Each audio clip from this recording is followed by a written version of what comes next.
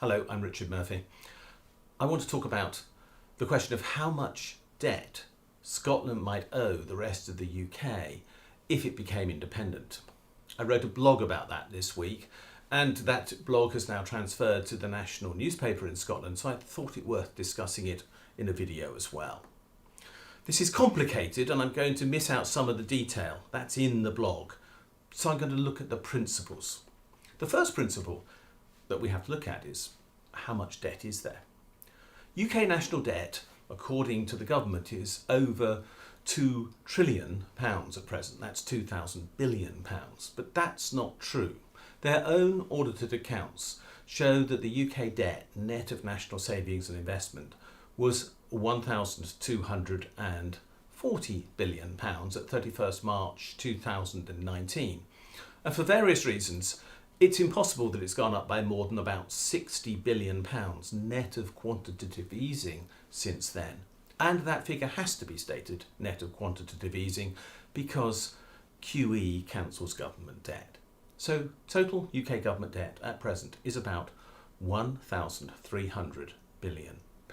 That's the most that we're talking about. Second, how much of that could be owed by Scotland?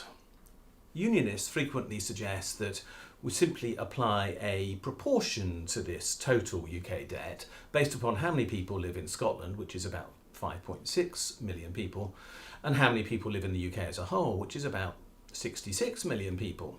And that's roughly 8%.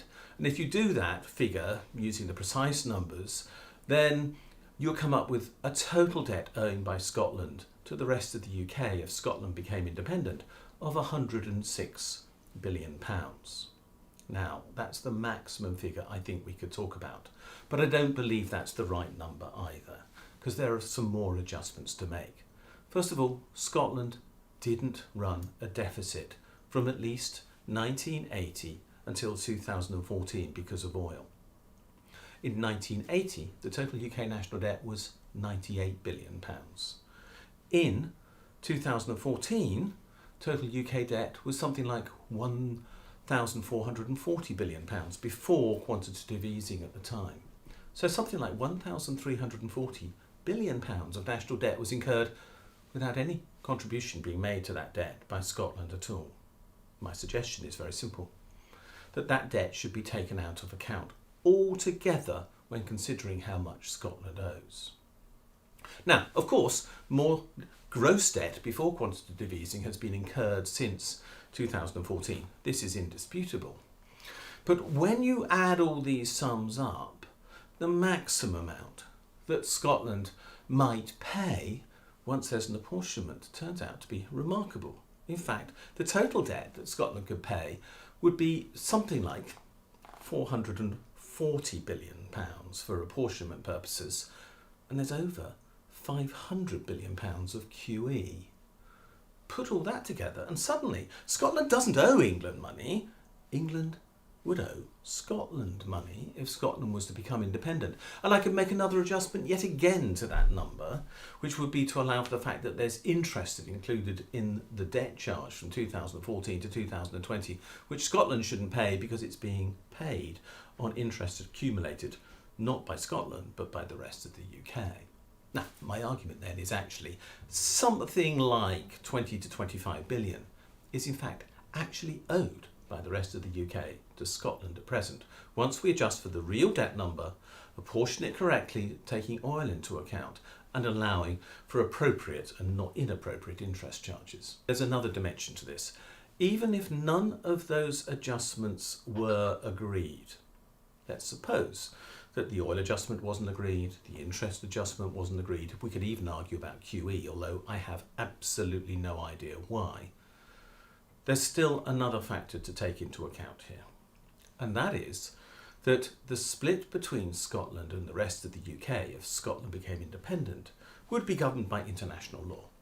And international law says that in these situations, one part of the old combined country is considered to be the continuing state, and one is considered to be the new state. Now, there's no doubt that England, Wales and Northern Ireland would be the continuing state in this situation. England will want this because that guarantees their seat in the United Nations Security Council, it guarantees the continuity of all their international agreements, and so on. That will happen. And as the UK agreed in 2014, before the Scottish referendum, in that situation, Scotland would literally owe none of the UK's debt at the time of separation. Legally, that debt would have to be owed by the rest of the UK, England, Wales and Northern Ireland. But what that means is that if there's to be a discussion about Scotland making a contribution for debt, it's not a legal obligation because there would be nothing legally owing. It will be what is called a compensation payment for the costs that England and Wales and Northern Ireland would incur as a result of Scotland leaving. Now, is England repaying national debt? The simple answer is no, it isn't. Since 1945, the UK as a whole has borrowed 1,740 billion or so pounds in total. It's gone up a bit, perhaps, since I did that calculation, but it'll do for now. Out of that total, less than 40 billion pounds has been repaid. And in effect, nothing has been repaid for the last 19 or so years. In other words, England is simply not repaying its national debt now. We don't pay back the national debt at all, so why would Scotland be required to make compensation to England, Wales and Northern Ireland for repaying debt that they're not repaying? This is a simple concept on compensation payments. It's like making an insurance claim. You're not allowed to profit from an insurance claim. You're not allowed to profit from an accident claim if you were injured. You're only allowed to be put back in the position you were in. That's the legal concept. And if England, Wales and Northern Ireland aren't repaying their national debt, Scotland can't be asked to repay that national debt for them or to reimburse them for a cost they haven't got. In other words, so long as there is no English national debt repaid after Scotland becomes independent, Scotland won't have to pay a penny back for what is owing on the national debt, whatever the number I've already been discussing is. That leaves just one question left, and that is, would Scotland owe interest on this outstanding balance, which was probably never to be paid? Well, I think there is a reasonable claim to say that Scotland should pay on that. Now, of course, if England owes Scotland, that's another matter altogether. Would England be willing to pay Scotland? I'm not sure.